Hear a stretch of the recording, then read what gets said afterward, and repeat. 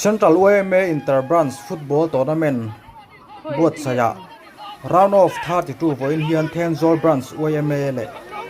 Molpi Branch OMA ten an khela Voin ni in khela hian buaina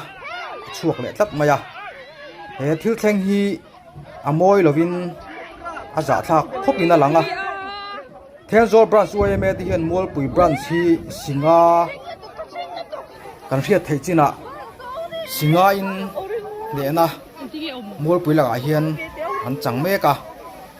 heti lai hian buaina aron chuak chowa buaina chua chan tak hi kan hre mai lova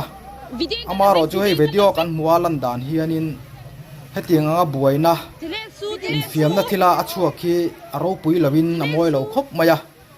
video hi in an chun zom teang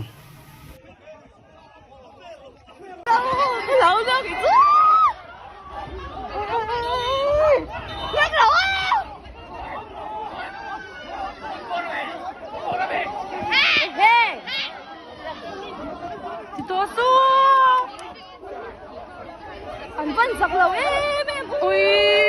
cái thác của cái chú ui sao tụi cái ui sao cái chú cái tụi lâu à tụi cái biệt rất sao ba lần biệt rất ui ba lần biệt rất nhá ui cái chú cái tụi mấy rồi sao ba là ba ui cái chú cái thìn ui nó tiếc cái này đó thôi anh nghe ông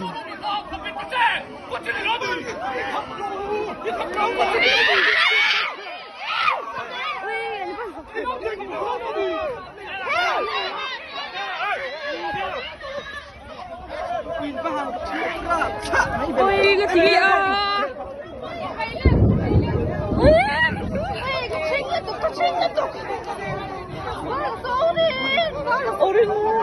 어떻게 어머 왜 때우는다